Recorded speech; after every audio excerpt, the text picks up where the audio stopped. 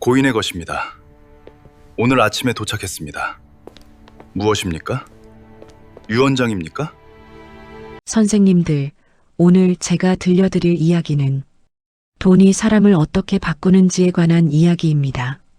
아니, 정확히는 돈이 사람의 진짜 얼굴을 어떻게 드러내는지에 관한 이야기입니다.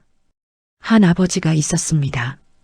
평생을 흙 속에서 일한 사람, 자식들을 위해 모든 것을 바친 사람. 그런데 그 아버지가 죽기 전에 비밀 하나를 만들었습니다.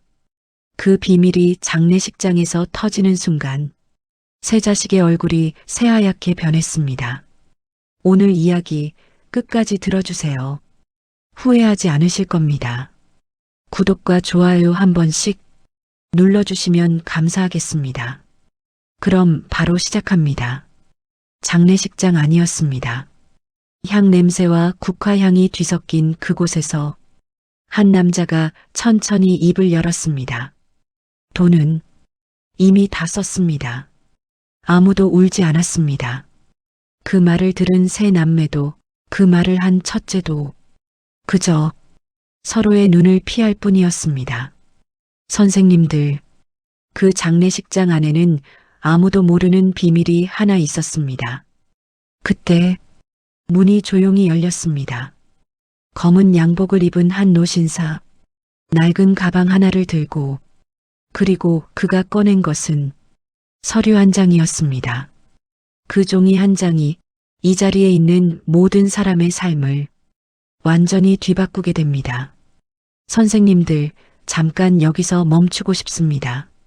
저도 이 사연을 처음 받아들었을 때 단숨에 읽어 내려가다가 이 대목에서 화면을 닫았습니다. 너무 가슴이 먹먹해서요. 그리고 다시 열어서 처음부터 읽었습니다. 이런 일이 정말 있을까? 하고요. 있었습니다. 실제로 있었던 일입니다. 선생님들, 잠깐 시간을 되돌려 드릴게요. 이 이야기가 시작된 곳으로 고 박성진 씨, 올해 76이었습니다. 그는 평생을 흙 한 줌에서 시작했습니다.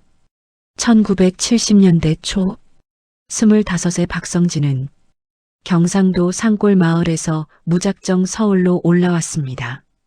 가진 건 낡은 가방 하나. 그 안에 있던 건 어머니가 손으로 꿰맨 속옷 2벌과 서울 가서 잘 살 거라 라고 적힌 쪽지 하나뿐이었습니다. 그는 막노동판에 뛰어들었습니다. 새벽 4시에 일어나 자정이 넘어서야 눈을 감았습니다. 여름엔 땡볕 아래서, 겨울엔 손이 얼어터지면서 그렇게 10년을 버텼습니다.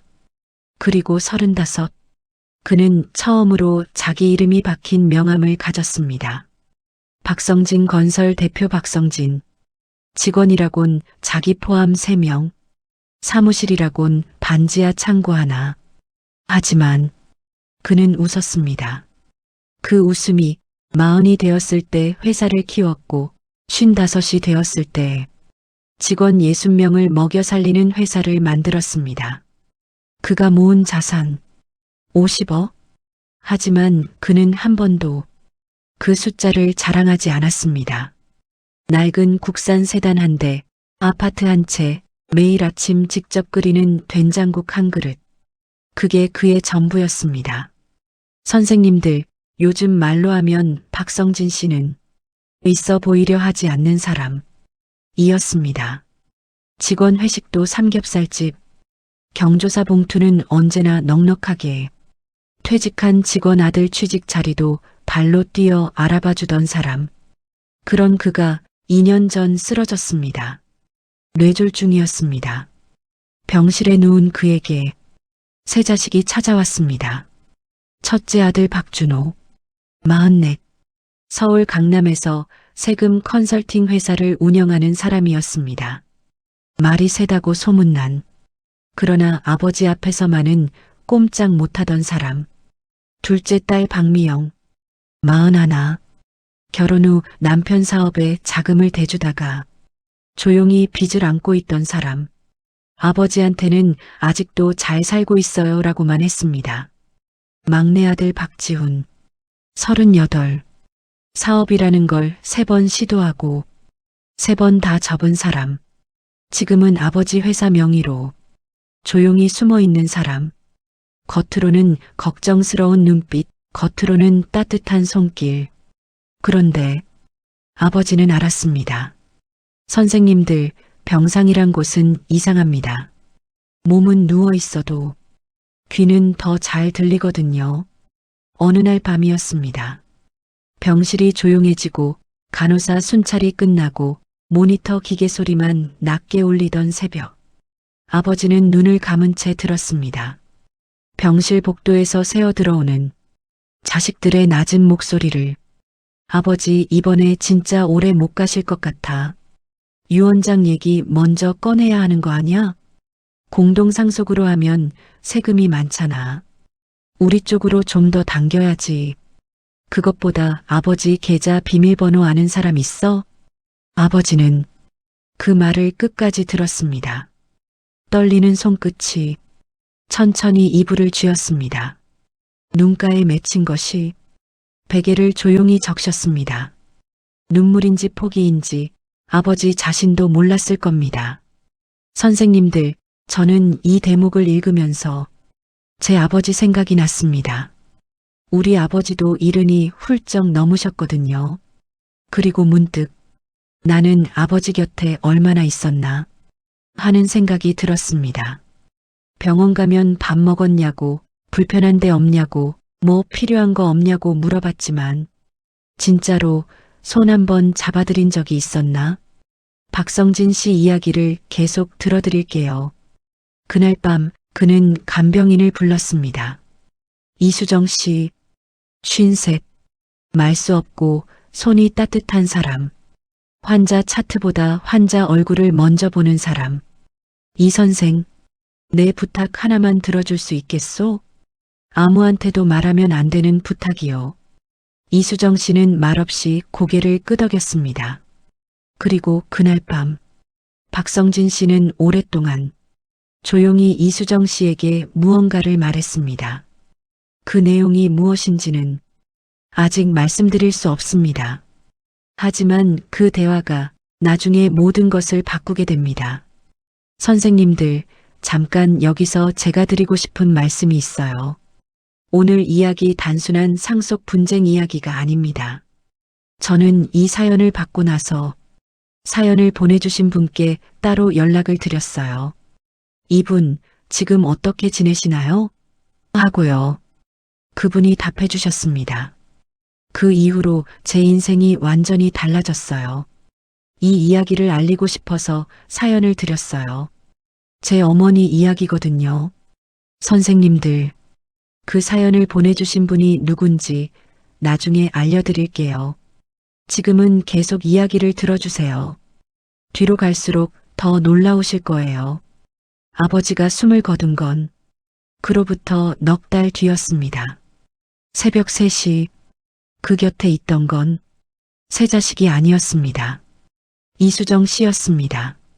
그녀는 아버지의 손을 잡고 끝까지 자리를 지켰습니다. 자정이 지나고 새벽 2시가 되어도 박성진 씨의 세 자식 중 아무도 그 병실에 없었습니다. 첫째는 다음날 중요한 미팅이 있었고, 둘째는 애들 학교 문제가 있었고, 막내는 연락이 닿지 않았습니다. 그리고 새벽 3시 12분, 박성진 씨는 이수정 씨의 손을 꼭 쥔 채로 눈을 감았습니다. 이수정 씨는 말했습니다. 마지막에 뭔가 말씀하시려 했어요. 입술이 움직였는데 목소리가 나오지 않았어요. 근데 눈빛이 평온하셨어요. 무언가를 다 해결하신 사람 같은 눈빛. 해가 뜨자 새 자식의 전화가 쏟아지기 시작했습니다. 병원에서 연락 왔어? 유 원장은 계좌 동결 전에 움직여야 해. 변호사한테 먼저 연락해. 그들은 빠르게 움직였습니다. 아버지가 남긴 계좌를 확인했고 공동 유언장 서류를 들이밀었고 단 이틀 만에 5억 8천만 원을 인출했습니다. 은행 창구 직원이 물었습니다. 이렇게 한꺼번에 출금하시는 이유가? 첫째가 태연하게 답했습니다. 장례 비용이요. 선생님들, 장례 비용이 6억이었습니까? 그리고 장례식 당일 그들은 조문객들 앞에서 태연하게 말했습니다. 아버지 뜻대로 잘 정리했습니다. 걱정들 마세요. 그런데 장례식장 한쪽에는 아무도 주목하지 않는 사람이 있었습니다. 눈에 띄지 않게 조용히 자리를 잡은 사람, 이수정 씨였습니다. 그녀는 아무 말도 하지 않았습니다. 그저 국화 한 송이를 내려놓고 자리에 앉아 기다렸습니다. 그리고 조문객들이 다 빠져나간 뒤 조용히 앉아있던 또 한 사람이 일어났습니다. 변호사 김태식. 아버지와 40년을 함께한 사람. 그는 아무 말도 하지 않았습니다. 그저 가방을 내려놓고 조용히 기다렸습니다. 장례식이 끝나자 그가 일어났습니다. 선생님들, 이제부터 들려드릴 이야기는 제가 처음 이 사연을 접했을 때 저도 숨을 멈췄던 부분입니다. 끝까지 들어주세요. 김 변호사는 가방을 열어 봉투 하나를 꺼냈습니다. 낡고 두꺼운 봉투였습니다. 겉면에는 이렇게 적혀 있었습니다. 장례가 끝난 뒤 이 자리에 남은 사람에게만. 그게 뭡니까? 김 변호사는 대답 대신 봉투를 천천히 뜯었습니다. 그 안에서 나온 것은 손으로 쓴 편지 한 장이었습니다. 선생님들, 김 변호사님이 말씀해 주셨습니다. 성진 씨가 그 편지를 쓰실 때 저도 그 자리에 있었어요. 손이 많이 떨리셨는데 한 글자 한 글자 아주 천천히 쓰셨습니다. 다 쓰고 나서 봉투를 봉하시더니 나 죽거든 그때 열어줘 하셨어요. 김 변호사가 읽기 시작했습니다. 나는 너희가 나를 사랑하는지 아니면 내 돈을 사랑하는지 끝내 알고 싶었다. 그래서 시험을 하나 만들었다. 너희가 찾아낸 그 계좌, 그 돈은 진짜가 아니다. 내가 일부러 만들어둔 빈 계좌다. 진짜 유산은 따로 있다. 세 남매의 얼굴이 일순간 새하얗게 변했습니다. 첫째가 벌떡 일어섰습니다. 그럼 우리가 인출한 건? 김 변호사가 고개를 끄덕였습니다. 성진 씨 명의로 개설된 목적 계좌였습니다. 이미 사법당국과 연계되어 있고 그는 잠깐 멈췄다가 이어 말했습니다. 인출 기록은 모두 남아 있습니다. 그 계좌의 잔고는 0원이었습니다. 선생님들, 여기서 잠깐. 박성진 씨는 건설업 출신이었습니다. 법이 어떻게 돌아가는지 40평생 회사를 운영하면서 몸으로 배운 사람입니다. 그가 이 계획을 세운 건 이번 직후였습니다. 그때부터 조용히 치밀하게 그리고 슬프게 준비했습니다. 자식들이 자신을 속이는 동안 아버지는 자식들을 한 번 더 속였습니다. 사랑으로, 아니 어쩌면 마지막 실망으로. 그때였습니다. 문이 열렸습니다. 이수정 씨가 들어왔습니다. 낡은 점퍼, 소박한 얼굴. 그녀의 손에는 작은 녹음기 하나가 들려 있었습니다. 아버님이 남기셨습니다. 이걸 여기서 틀어달라고요. 장례식장이 조용해졌습니다. B- 소리. 녹음기에서 흘러나온 건 아버지의 목소리였습니다. 가늘고 떨렸지만 분명했습니다. 준호야, 미영아, 지훈아, 너희가 잘못된 게 아니다. 아비가 제대로 가르치지 못한 거다. 그래도 나는 너희가 내 자식이라는 게 부끄럽지 않다. 다만 내 곁에서 마지막까지 아무것도 바라지 않고 손을 잡아준 사람이 있었다. 그 사람에게 진짜 유산을 남긴다. 그게 맞는 일이라고 생각했다. 녹음이 끝났습니다.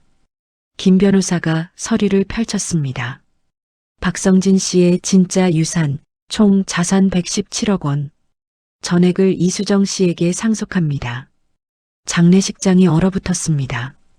첫째가 입술을 달싹였지만 아무 말도 나오지 않았습니다. 둘째는 고개를 숙였습니다. 막내는 그 자리에 주저앉았습니다. 이수정 씨는 그 자리에서 울었습니다. 기쁨이 아니라 슬픔으로. 그녀는 나중에 이렇게 말했습니다. 저는 유산 같은 걸 바란 게 아니었어요. 그분이 마지막에 외롭지 않으셨으면 그게 다였어요. 그 돈이 제 손에 왔을 때 기쁘지 않았어요. 그냥 울고 싶었어요. 그분이 그렇게까지 외로우셨다는 게. 선생님들, 저는 이 대목에서 이수정 씨의 손이 떠올랐습니다. 그 많은 밤 동안 아버지의 손을 잡아주었던 그 손이, 잘 잡지도 않던 내 아버지 손도 그때 생각났습니다.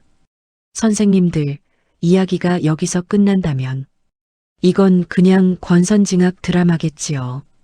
하지만 진짜 이야기는 그 뒤에 있었습니다. 세 남매는 사문서 위조 및 횡령 혐의로 조사를 받게 되었습니다. 인출했던 돈은 전액 반환 명령이 내려졌습니다. 그 과정에서 재미있는 일이 하나 있었습니다. 첫째 박준호 씨가 반환 직전에 변호사에게 연락을 했다고 합니다. 우리 아버지 원래 그런 사람이 아니었는데. 변호사가 물었습니다. 그럼 어떤 분이셨는데요? 첫째는 한동안 말을 못하다가 어렸을 때 아버지가 직접 된장찌개 끓여줬거든요. 새벽에 일 나가기 전에. 그때 생각이 나더라고요. 그 말을 들은 변호사가 나중에 사연을 전해주신 분께 말했습니다. 그 사람이 처음으로 인간처럼 보이던 순간이었어요. 선생님들, 사람은 무너질 때 가장 진짜 얼굴이 드러납니다. 그리고 이수정 씨는 유산을 받은 뒤 단 하루를 고민했다고 합니다. 그리고 이렇게 결정했습니다. 절반은 홀몸 어르신 요양기금으로 기부하고 나머지로 요양원 하나를 세웠습니다. 이름은 그녀가 직접 지었습니다. 성진의 집. 그곳에서 일하는 간병인들에게 그녀는 늘 이렇게 말한다고 합니다. 손을 잡아드리세요. 그게 다예요. 선생님들, 이 이야기를 저한테 보내주신 분이 있습니다. 아까 말씀드렸던 제 어머니 이야기예요. 라고 하셨던 분. 그분은 이수정 씨의 딸입니다. 엄마가 하루는 저한테 그러더라고요. 나는 아무것도 바라지 않았는데 그래서 모든 걸 얻었나 봐. 엄마 눈이 반짝반짝 하더라고요. 저는 그때 처음 알았어요. 아무것도 바라지 않는 게 얼마나 어려운 건지. 선생님들, 저도 그날 처음 알았습니다. 오늘 이야기 어떠셨나요? 사람은 가면을 씁니다. 때로는 사랑하는 척, 때로는 걱정하는 척. 하지만 눈은 속이지 못합니다. 손도 속이지 못합니다. 박성진 씨는 그걸 알았기에 눈을 감은 채 들었고 손이 얼어가면서도 기다렸고 아무도 모르게 준비했습니다. 아무것도 바라지 않고 곁에 있어준 사람. 여러분 곁에도 그런 분이 한 명쯤 계시지 않으신가요? 오늘 그분에게 전화 한 통 드려보시는 건 어떨까요? 잘 지내냐고. 그 한마디가 세상에서 제일 큰 유산일 수도 있습니다. 오늘도 이 자리에 함께 해주셔서 진심으로 감사합니다. 좋아요와 구독은 제가 이 이야기를 더 많은 선생님들께 전할 수 있게 해주는 가장 큰 힘입니다. 다음 이야기에서 또 뵙겠습니다.